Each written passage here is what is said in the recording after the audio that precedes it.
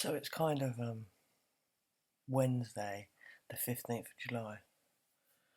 And I watched the news this morning because I was drinking a cup of coffee, waking up. I don't usually bother, but that Victoria, I can't even think what another name is. She talks about, basically the BBC set goes blue and then she talks about other stuff. But they were talking about unions.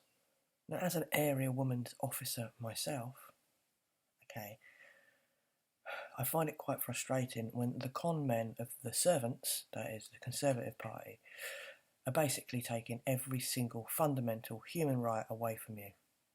Everything. You know, so there's people, right, within unions who've sacrificed weeks and sticking up in the 1800s and the 1900s, sticking up. It's like there's one woman, I can't think of her name off the top of my head, she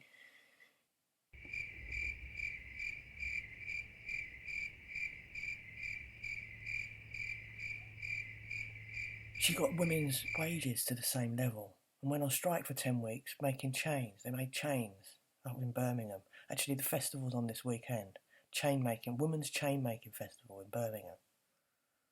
You know, people sacrificed their lives to get us rights and so we can be equal and so we have fundamental human rights. So we are a democracy, I don't like that word, but somewhere where you're free. You know, like America's supposed to be the land of the free. It's the biggest fucking dictatorship on the face of this planet. Well, England's turning into one soon.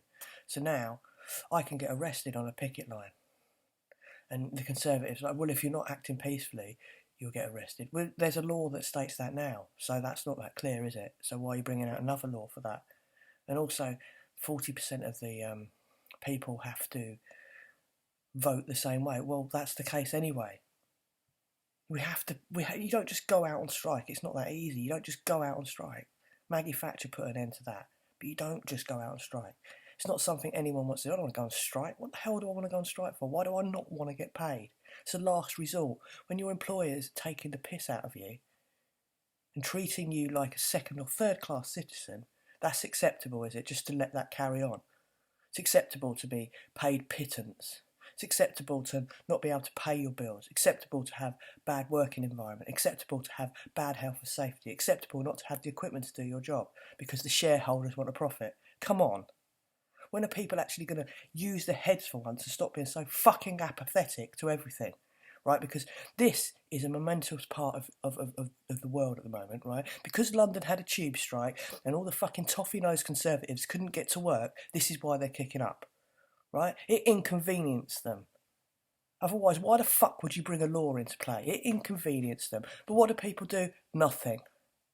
This is a disgrace. And if people don't start fucking acting and stop being so fucking apathetic and selfish little human beings, then you're going to be so enslaved, you're all going to fucking kick off then. And you know what? I'm just going to fucking laugh in your face. Because serious to God, what the fuck is going on? I can live off the fat of the land. This thing doesn't scare me, but it scares a lot of people. What are you going to do without your iPhone and your computer, you know, and your processed food and your gas cooker and your running water and your toilet and your shower and your hairdryer and your crimpers and your makeup and your fucking clothes that you wear that you look great in walking down the street?